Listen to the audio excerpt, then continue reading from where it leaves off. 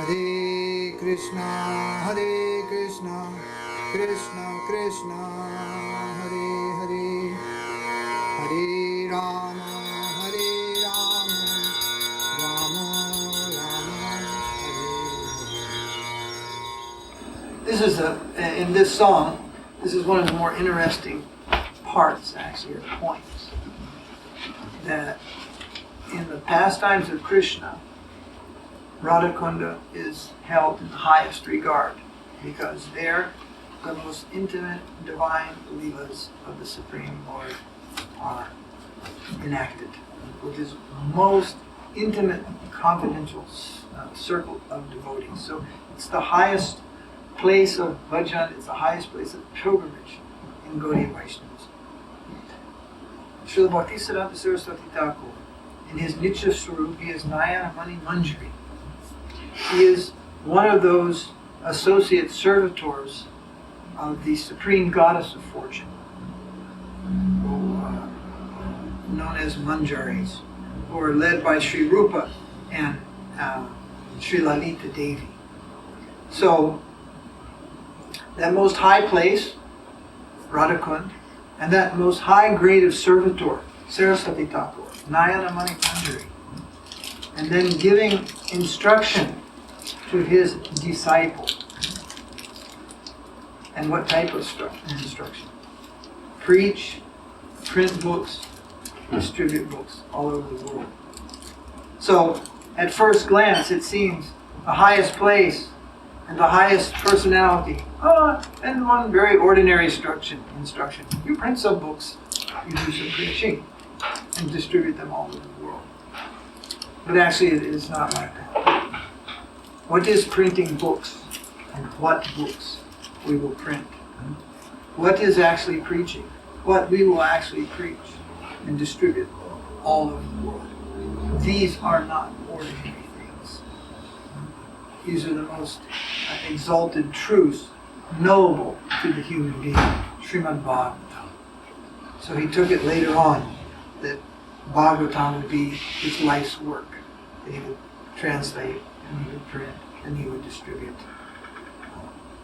Bhagavatam all over the world. Then that came down one more level. You distribute the books. Distribute my books. Again, people take that. Just really ordinary things. Because actually, even the most neophyte devotee, he can distribute books. So, an ordinary thing. But actually, he never took it as an ordinary thing. If he used to say such things, if a person even sees one of these books, what the speaker touches it, takes it home, or has the good fortune to read it, then he is set on the path to perfection of eternal existence. So valuable are these literatures, not ordinary. So, and how that is coming in Radharani's personal place, Radhakund. Her place, her servant, and her book also. Bhagavatam is ultimately taken to be a scripture which sets out from the very first verse to the very last verse to glorify Srimati Radharani, actually. Although generally we say to the world, it is a book about Bhagavan, about Krishna. But ultimately, the book comes to be about Srimati Radharani. It comes to be about Caitanya Mahaprabhu, who is the combined effort or the combined form of Radha and Krishna. And the last sloka of Bhagavatam says what? Sankirtanam. Sankirtan is given. The conclusion of all this is chant the holy name of Radha and Krishna. Hare Krishna, Hare Krishna, Krishna Krishna, Hare Rama. So it is only ordinary so far as our vision is ordinary. Actually, as regards the appearance of the spiritual master, nothing is ordinary. It may appear to be ordinary, but it actually has no ordinary arrangement or ordinary characteristic. So much so that the place of his birth is considered to be Goloka Vrindavan. And our Guru Maharaj was born somewhere on the outskirts of Calcutta, parental home. It's a little piece of property, then like only a village. Well, Mahaprabhu in his time, he showed what should be the mood of the disciple regarding the birthplace of the spiritual master. When he went to that place which was the birthplace of Ishwarpuri, which was his guru, and what he did, he offered obeisance there, and he took dirt from that place. Dirt. That is the lowest thing. Dirt. He took dirt from that place. And he took that dirt. He ate that dirt. Mahaprabhu kept some of that with him for a long time. Because that place is considered to be Goloka. And like that, we should give respect to that place as a holy place. Devotees should try to visit. Your Guru Maharaj was born in which place? Kalma? Not born in Kalma. He was born in Bangladesh. Oh, Bangladesh. Well, now it's Bangladesh. Bangladesh. Wasn't then. Wasn't then. Things happen. So as far as possible, we should try to make some pilgrimage to these holy places. But in Kali Yuga, that may not be possible. But there may be so many material circumstances surrounding the birth of any great devotee. But we should not be fooled by those circumstances and think, oh yes, he is an ordinary living being. He's ordinary, just like me, just like all others, born according to his sinful activities. Then we don't have the proper vision. So that place also is considered to be holy in relation to his birth. So I don't know if you know properly, but we have told here in this song that directly on the order of Srimati Radharani, Prabhupada came here to this world. So, of course, it's a bold statement to say. Nonetheless, we find out similar such things in the scripture. For example, Brihad Bhagavatamamrita. Gopakumar is a cowherd boy. He is in Sakiraj. He's one of the friendly associates of Krishna in Goloka Vrindavan. One day Radharani called him and told him, there's one Brahmin in Braj. He's just about to attain emancipation. Only he's lacking in spontaneity for the name, the holy name. I want you to go there and give him spontaneous attachment for the holy name by your divine association. On that very moment, then Gopakumar descended to the world to meet this Brahmin who would come up through the ranks in the world, and he was just on the verge of attaining his eternal salvation. So that time when I read that, I had some inspiration. It may not be so accurate to the T, but our faith tells us from somewhere our Guru Maharaj came who was not of this world. And he came under divine orders. So either Krishna sent him or Radharani sent him. Our faith is he was sent here to enact a certain duty, to carry out a certain desire or wish. So, if we have any such thought like that, then there must be something to rise in support of that. Well, the next thing we find out is from the time he was a small child, his father, Gormohan, he used to invite sadhus to the house, all types of sadhus, hukam sadhus who smoke the pipe, pakka sadhus, tyagi sadhus, all kind of sadhus.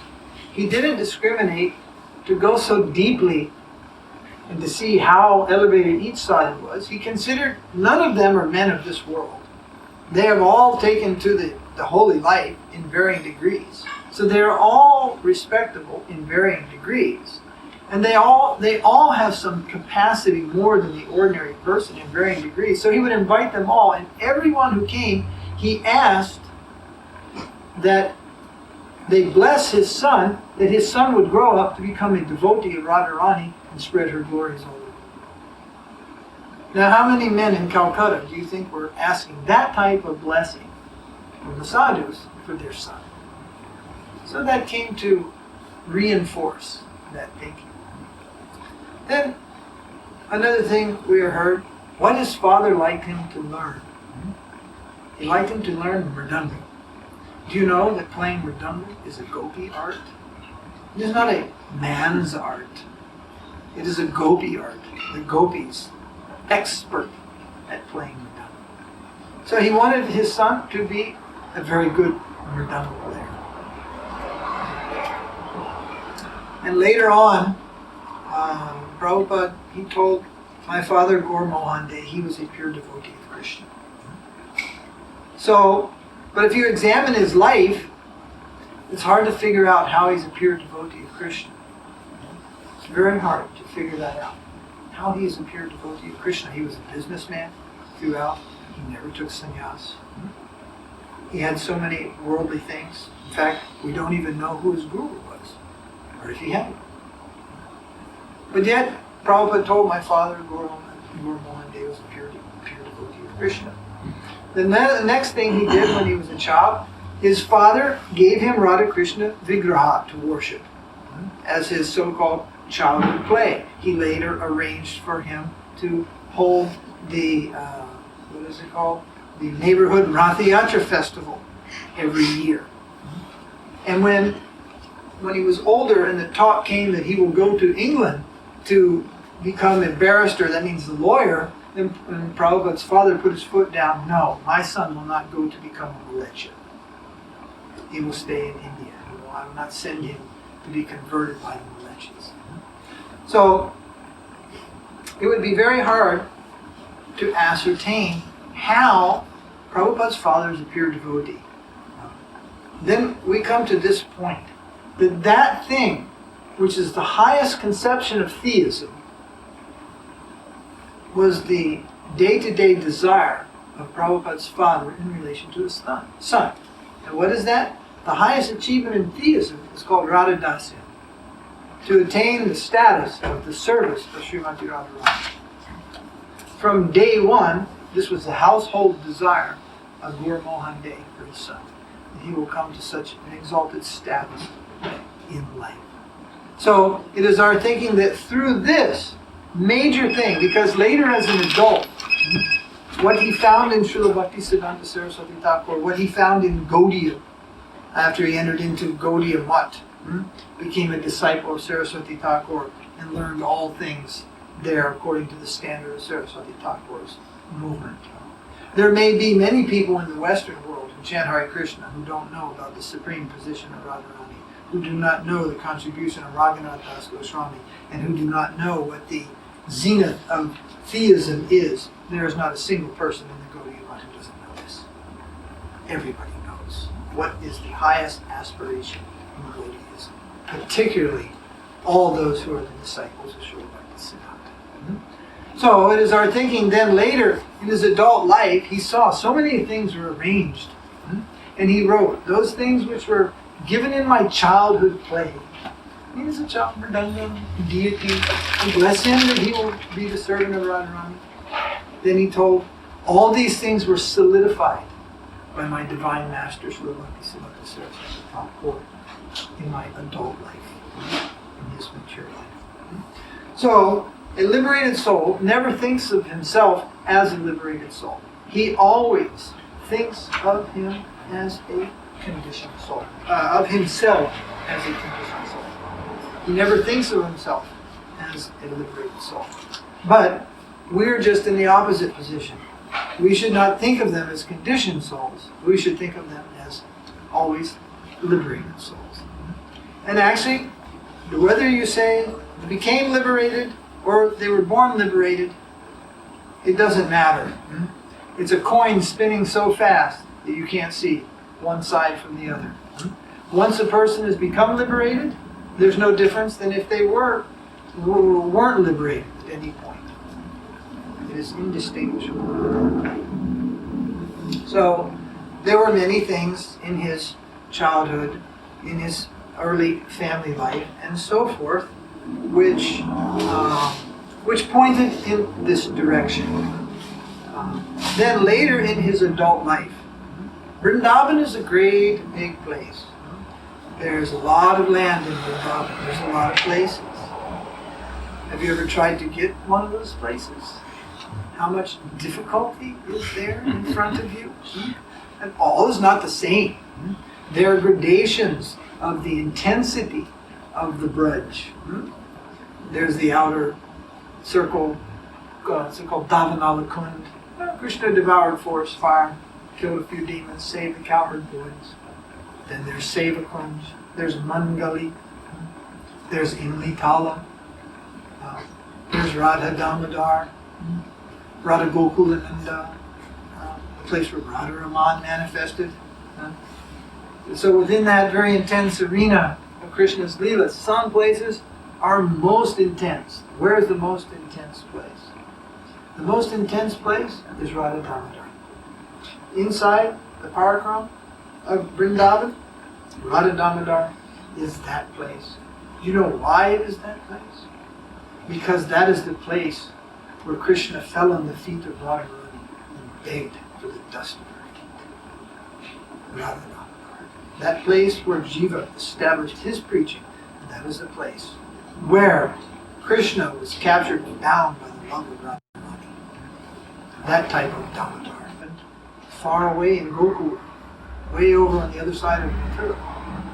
But at this place, at the place of Radha Damodar, that is where Radharani was victorious over Krishna. That supreme goal of life Krishna himself showed at Radha Damodar. That became the place of Sri Jiva. That is the place of Rupa Goswami's Samadhi. Kaviraj Goswami's Samadhi, who wrote the Caitanya Charitamrita, which is the essential life history of Rasaraj Mahabhav. When these two combine as one, his Samadhi is there. And Jiva Goswami, our Tattvacharya, who protected the whole of the Gaudiya conception with his prolific writing and his preaching and his personal character. And our Guru Maharaj, A.C. Bhaktivedanta Swami Prabhupada, his place of bhajan is just behind the Samadhi. It is not by any mundane wrangling that one will get a place of bhajan in such a high place, unless his bhajan has got such high connection or sanction in some way.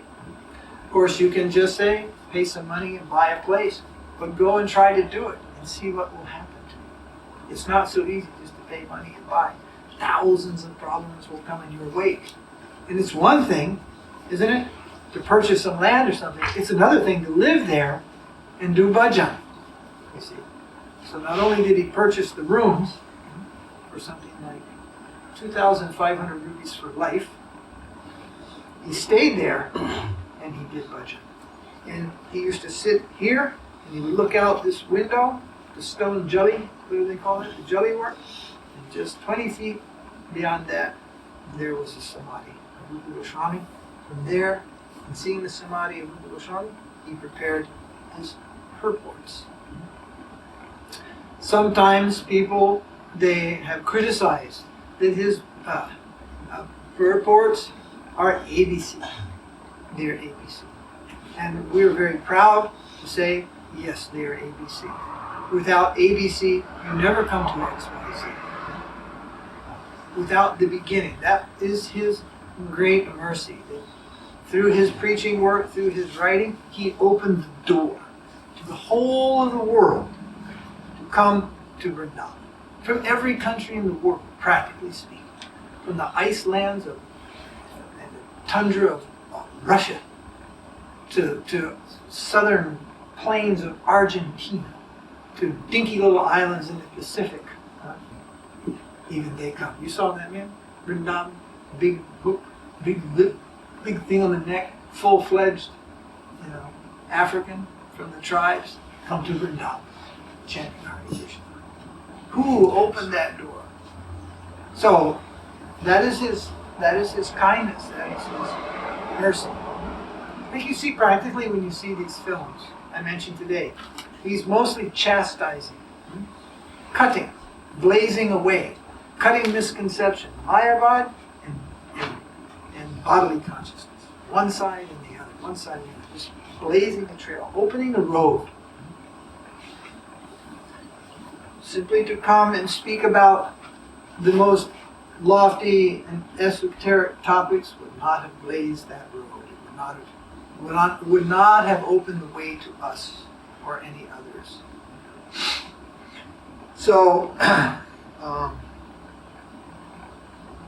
so like that was there. Then there are other things in this song regarding his activities, his preaching. All the things were not mentioned. You know, when Prabhupada went to set up his mission, he's going to preach in 1953, and he wanted to set up an institution. The institution, he called it League of Devotees. The building that was put in was called Radha Shmarik. Shmarik means remembrance. In remembrance of Sri Radha. He didn't name the building. The building was already named that. Again, by coincidence. How many coincidences in a single person's life, centering on Srimati Radharani and his life's activities, must there be before we realize, maybe this goes beyond coincidence. Maybe this has an intrinsic relationship. It didn't stop there. After his preaching at Radha Shmarik was concluded and he moved on to Delhi, he established his office in a place called Chippiwada. Have you ever been to Chippiwada? Chippiwada is deep in the back streets of Old Delhi. Those narrow 4-foot streets. And you come to a little alley that jets off of that. There's a door at the end. And I forget the number, but it's the Chippiwada number. You go there and you enter. And then there's a stair that goes upstairs. And you go upstairs and there's Prabhupada's rooms. 2 doors entering into the same big room. When you enter in that room, in the middle of the room is the dome of a temple. It's about 6 feet tall, concrete dome, almost in the middle of the room. Because right beneath it are Radha and Krishna. Deities which have been there in this old part of Delhi since a long, long, long time. From there, he used to sit leaning his back against that dome with a single string on a light bulb, and he would do more of his editing work. When he would come from Radha Damodar, he would stay at Chippiwada. How he came to that place? He didn't go looking for that place. That place came to him. He had no place to live, and he used to stay in the press all day, using the press bathroom, take a bath, everything like that. And at night, when the press would close, he would go out into the streets, and when the dead of night arrived, he would take up sleeping in a door. It's like when you go early morning in Delhi, you see these people in doorways with their blankets. And Prabhupada at age 60, something like 65 or something like that, he would sleep in a doorway. And one morning, one religious man, Krishna Shiv Pandit, he was Krishna Pandit, but I don't know if he was Krishna Shiv. Krishna Pandit, I think Krishna Pandit. He was out on a morning walk. He was a pious religious gentleman. And he saw Prabhupada getting up from his quite uncomfortable sleep in a doorway with his chudder. And he could just tell by looking at him that he's a sophisticated gentleman. He's not a hukum baba, He's not a baba because he lost one limb or something and just is there begging chapati like that. Not a laddu sadhu. You just tell by his look. He's a sophisticated higher class gentleman. So he stopped. Well, Swamiji, why you're spending the night here on this doorstep? He said, yes, I have no place to stay. I'm here in Delhi. I have my place in Vrindavan. I come here for my printing, my magazine, everything like that, my preaching. I have no place to stay. That man would say, well, I have a temple, Swamiji. Please come and stay in our temple. And he took him to this Chippiwada temple, which is a Krishna temple. So we say, Radha and Krishna sent her man out, bring my devotee here, he'll stay here. And he stayed there. And but even there, life was very difficult. One string, one bulb, no furniture. But he had as his support the dome of the temple, which he would rest against. And on a trunk, he would do his work. He would take his toilet, in public toilet. In that temple downstairs was one public area. Public means everybody used. Other people lived there. He used that. And for bath, there was a spigot out of the wall in the courtyard. And in the winter, or summer, that's where he would take bath. And sometimes people would supply him food, milk, and like that. So, there. Then, another thing. He decided the time has come to print a Bhagavatam. You know how many presses there are in India?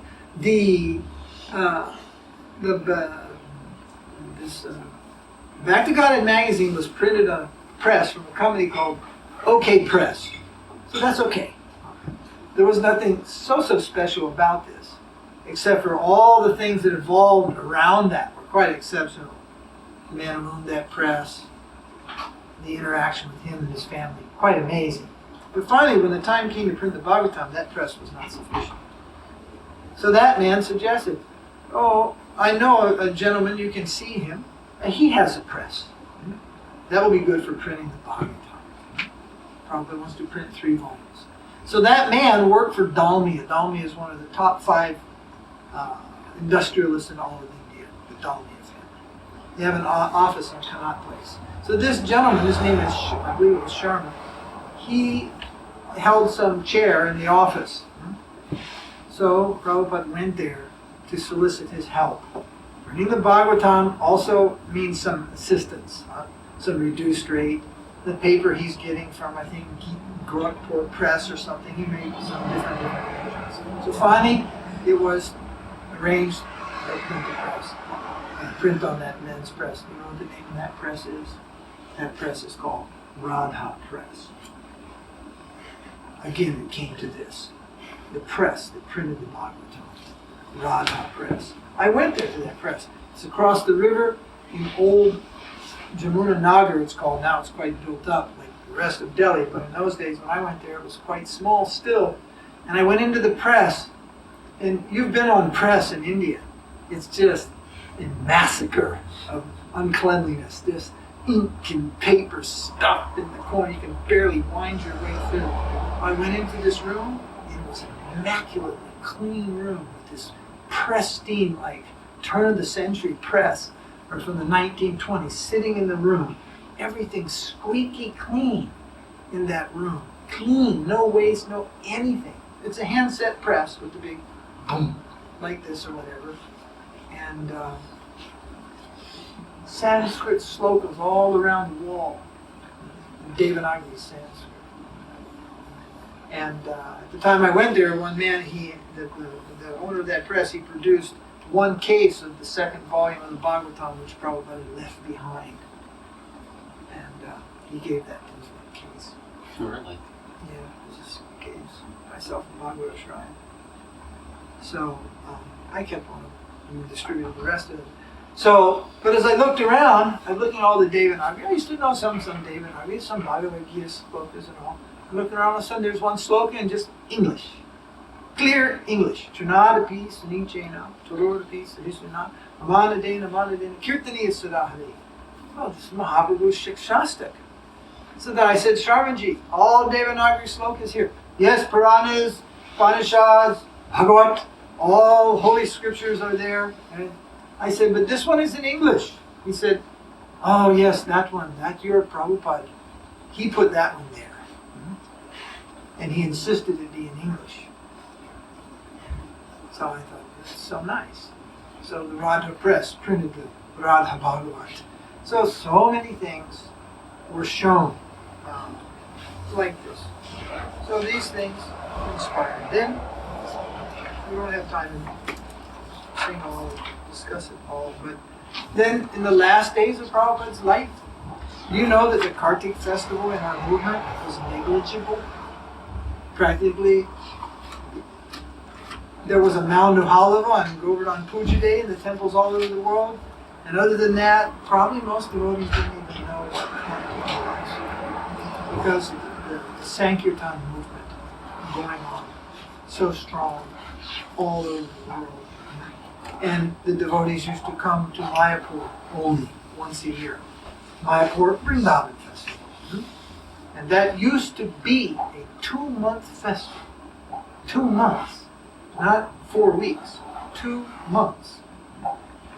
We would start 1 month before Gaur Purnima. We would stay in Mayapur another 10 days after Gaur Purnima. And now everybody vanishes the next day after Gaur Purnima. Everybody's gone. 10 days we would stay. Then we would go to Delhi, 3 days or 4 days in Delhi. Then we would go to Vrindavan for another 3 weeks, almost a month. Like that, it would become a 2-month festival. So, but Kartik now, what are the 2 biggest festivals for the Western devotees? Not considering what is Gaudiya Math is already ingrained and they know what they're doing, but the West is a new thing in common. There was Gaur Purnima and there was Sankirtan the rest of the year. Gaur Purnima, Sankirtan the rest of the year. Our motto was 2 months in Mayapur and Vrindavan, 10 months preaching. That became the prominent mood by 74, 75, 75. 76 was very, very strong. In Kartik, some devotees didn't even know, heard of Kartik. What to speak of Srimati. Then in 1977, Prabhupada showed his pastimes of disappearing from this world, and that culminated on the 14th of November, which was in the month of Kartik, just after the worship of Govardhan Hill. And from that, you go in Kartik now and see how many foreigners are there, be they at your Guru Maharaj's mutt, be they at Sridhar Maharaj's mutt, be they at our mutt, be they at Parmad Reddy Maharaj's mutt, be they at ISKCON. There's sometimes upwards of 1,000 devotees there. And they are all initially there from the very beginning in relation to his disappearance from the world. And you know what Kartik is? It is the month of Radharani. It is that month of the year. It is generally the month of Damodar. But after crossing that plane, we are shown actually it is the month of Radharani. The month that follows is the month of Krishna. The month of Radharani.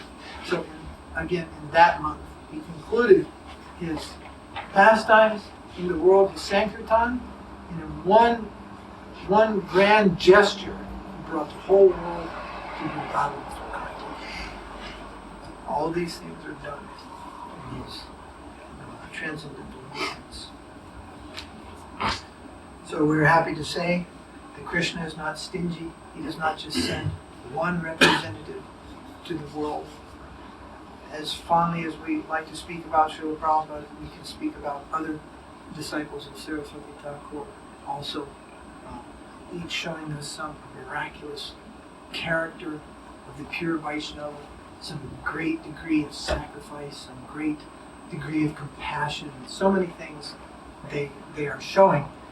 And we like to, as we see these various things, we are then just left with this thought that what we have found in all of them in our group means what we find in our Guru Maharaj, what we found in Srila Srila Maharaj, what we find in Srila Puri Maharaj. That's mainly our group. All of that existed in him, in one. And they have shown us different profound aspects of Srila Bhaktivedanta Saraswati. As Bhaktivedanta Maharaj said when he was here, these 2 gopis, they came. They are such a high grade of servitor, and their servitors are similarly of the high grade of servitor. So today is a good, fortunate day for the world. It's a day that Krishna's Krishna's birth. That Krishna comes to the world. That next day, our Guru Maharaj, he appeared, and indeed he made Krishna a household word all over the world. I went once to Sudan, which is just below Egypt, to the city of Oman, Khartoum. This was like a train ride back in time. I expected any minute to see the pharaohs crossing the sands with their camel trains. In fact, we did. They weren't pharaohs, they were the nomads of Egypt. And we were deep, deep in that place. And I thought for sure, nobody in this place has ever heard the name of Krishna. And we got off the train, we went to collect our baggage, and as I picked up my baggage, this African turned around and looked at us and went, Hare Krishna. And we were greeted by the holy name. Oh, he had been somewhere in Europe, England, Oxford Street. He had seen the devotees. He was back in his country. The holy name had reached there before any devotee, any Vaishnava had reached there. So it is not an exaggeration when someone says he made the Hare Krishna mantra, the name of Krishna, known all over the world. So much so that Krishna, Krishna, Krishna, many of his disciples, they were themselves a little negligent about Srimati Radharani. Krishna, Krishna, Krishna is preached so much, a little negligent about Srimati Radharani. But when Srila Dev Goswami Maharaj, when the sound of his preaching came to the ear, then from that, like, just not in the back, or however you want to describe it, but her importance rose up to the front. Generally, Radha Krishna deities, if you go on the side and look, on the side of Radharani, Radharani stands one shoulder's width behind Krishna. She doesn't stand equal to Krishna or in front of him. She stands just a little behind, because that is the appropriate place of the feminine counterpart, according to Indian culture. So the deities are set like that. But in terms of conception, she came full-fledged to the front. So we tell like this, that our Guru Maharaj, he presented Krishna, and he is Baladev Tattva. He's Nityananda Shakti. And that was confirmed by a number of experts who are his godbrothers also. He's Nityananda Shakti, and he presented Krishna so profoundly everywhere. And you see, day after his birthday, the day after Krishna's appearance. You follow that? And Sridhar Maharaj, he brought Srimati Radharani so much to our forefront. His birthday, day after the appearance of Radhakunda. The appearance of Radhakunda. That place, which is non-different than Srimati Radharani. And his Vyasa Puja day is the next day, the day after. And he brought that conception. And therefore, he is glorified as Gaur Tattva. Gaur Tattva or Gaur Shakti, not Tattva. Gaur Shakti. Like this. So, Mahaprabhu's associates, they generally come in one of these two categories. Nityananda Shakti or Gaur Shakti. And they then execute their service, carry out their service accordingly. Om Nishmapad Paramhansa Paripraja Kacharta Ashram Srimat A.C. Bhaktivedanta Swami Prabhupada ki Jai. Hare Krishna, Krishna Krishna,